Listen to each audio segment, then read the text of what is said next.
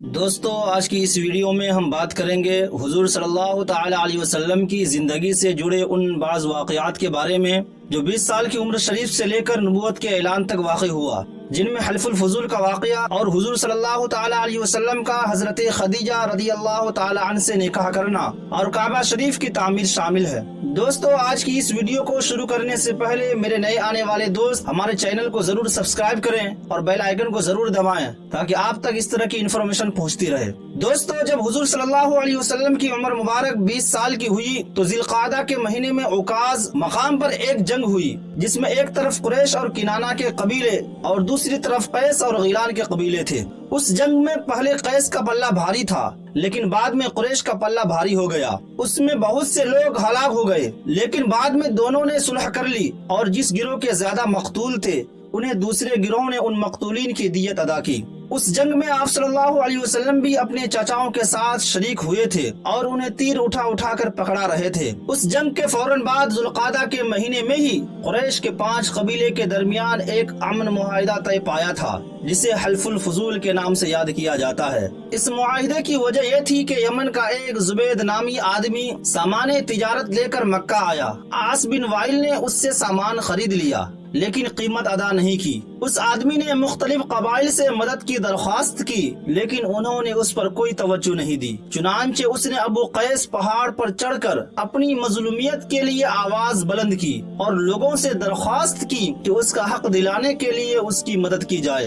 اس کی آواز سن کر زبیر بن عبد المطلب نے لوگوں میں اصلاح کی تحریک شروع کر دی۔ آپ صلی اللہ تعالی علیہ وسلم بھی اس کے ساتھ اس مہم میں شریک ہو گئے۔ تمام قبائل کے سردار قبیلے بنو تمیم کے سردار عبداللہ بن جدعان کے گھر میں اکٹھے ہوئے اور سب نے مل کر یہ معاہدہ کیا، آج کے بعد مکہ میں کسی کا ظلم برداشت نہیں کیا جائے گا، ہر مظلوم کی مدد کی جائے گی اور ظالم کو سزا دی جائے گی۔ چنانچہ اس معاہدے کے بعد عاص بن وائل سے زبیدی کا حق لے کر اس کے حوالے کر دیا گیا۔ رسول کریم صلی اللہ تعالی علیہ وسلم نے ارشاد فرمایا، میں عبداللہ بن جدعان کے مکان پر ایک ایسے معاہدے میں شریک ہوا تھا کہ مجھے اس شرکت معاہدہ کے بدلے میں سرخ رنگ کی اونٹ جو کہ بہت زیادہ قیمتی ہوتی ہے وہ بھی پسند نہیں ہے، اور اگر دور اسلام میں بھی مجھے ایسے معاہدے کے لیے بلایا جائے تو میں یقیناً اسے قبول کر لوں گا۔ نبی کریم صلی اللہ علیہ وسلم جب جوان ہوئے تو تجارت کی طرف رجحان بڑھا، لیکن آپ صلی اللہ تعالی علیہ وسلم کے پاس اتنی رقم نہ تھی کہ تجارت کر سکے۔ مکہ کے نہایت شریف خاندان کی مالدار بیوہ خاتون سیدہ خدیجہ رضی اللہ تعالی عنہا کو جب آپ صلی اللہ تعالی علیہ وسلم کی صداقت، دیانت، امانت اور خوش اخلاقی کا علم ہوا تو انہوں نے آپ صلی اللہ تعالی علیہ وسلم کی خوبیوں سے متاثر ہو کر درخواست کی کہ آپ صلی اللہ تعالی علیہ وسلم ان کی رقم سے تجارت کریں، اور انہوں نے یہ پیشکش بھی کی کہ وہ آپ کو دوسروں سے بڑھ کر اجرت دیں گی۔ حضرت خدیجہ رضی اللہ تعالی عنہا نے اس سفر میں اپنا غلام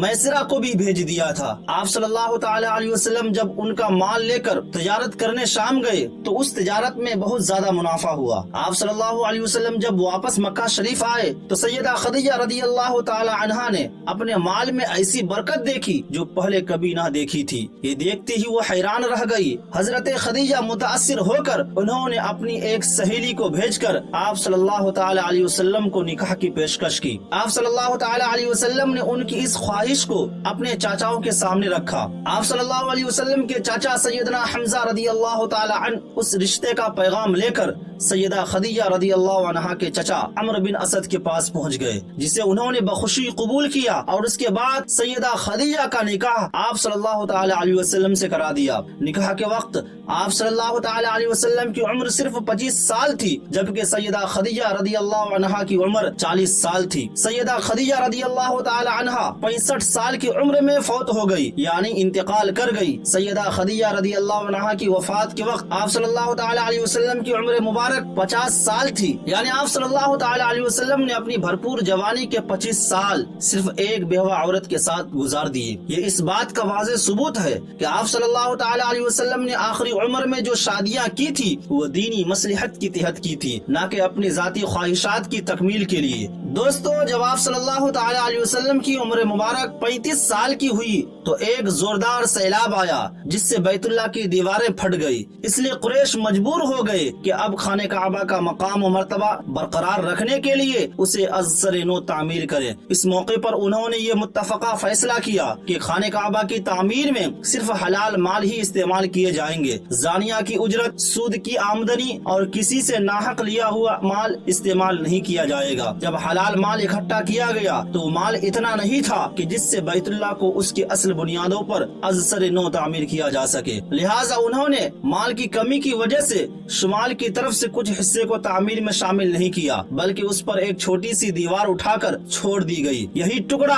आज हतीम और हजर कहलाता है। जब खाने काबा की इमारत हजर अस्वद तक बुलंद हो चुकी यानी पहुंच चुकी थी तो हजर अस्वद को उसकी जगह में रखने के बारे में कुरैश के दरमियान बहुत बड़ा झगड़ा हो गया। हर कबीले के सरदार ने चाहा कि हजर अस्वद को नस्ब करने का शर्फ उसे हासिल हो। ये झगड़ा 5-6 दिन तक चलता रहा और इस कदर शिद्दत इख्तियार कर गया कि करीब था कि हरम में खून खराबा हो जाता। इतने में एक उमर रसीदा शख्स जिसको कि अबू उमैया मखजूमी कहा जाता है, उसने ये तजवीज पेश की कि सुबह मस्जिद हराम के दरवाजे से जो शख्स सबसे पहले दाखिल हो उसे मुनसिफ यानी फैसला करने वाला मान लिया जाए। सब लोगों ने ये तजवीज मंजूर कर ली। अल्लाह की मर्जी देखिए कि सबसे पहले आप सल्लल्लाहु ताला अलैहि वसल्लम ही मस्जिद हराम में दाखिल हुए। लोग आप सल्लल्लाहु ताला अलैहि वसल्लम को देखकर पुकार उठे, हाज़ल अमीनु रदीना हाज़ा मुहम्मदुन, यानी ये अमीन मोहम्मद सल्लल्लाहु ताला अलैहि वसल्लम है, हम इनसे राजी हैं। आप सल्लल्लाहु ताला अलैहि वसल्लम को मुआमला की तफसील बताई गई तो आप सल्लल्लाहु अलैहि वसल्लम ने एक चादर मंगवाई जिसमें अपने दस्त मुबारक से हजर अस्वद को रखा और तमाम कबाइल के सरदारों से कहा कि तुम लोग इस चादर को किनारों से पकड़कर उसे हजर अस्वद के मकाम तक ले चलो। जब वो वहाँ ले गए तो आप सल्लल्लाहु अलैहि वसल्लम ने अपने दस्त मुबारक से हजर अस्वद को उठाकर उसकी मुकर्ररा जगह पर रख दिया। यह इतना उम्दा फैसला था कि जिस पर तमाम लोग राजी हो गए। बैतुल्लाह की तामीर के वक्त कुरैश ने उसका दरवाजा तकरीबन 2 मीटर ऊंचा रखा था ताकि कोई भी शख्स उनकी इजाजत के बगैर बैतुल्लाह में दाखिल ना हो सके। तो दोस्तों, आज की इस वीडियो को हम यहीं पर खत्म करते हैं। अगर वीडियो अच्छी लगी हो तो वीडियो को लाइक करें और अगर आप हमारे चैनल पर नए हैं तो चैनल को सब्सक्राइब करते हुए बेल आइकन को जरूर दबाएं। मिलते हैं फिर एक नई वीडियो के साथ, तब तक के लिए खुदा हाफिज।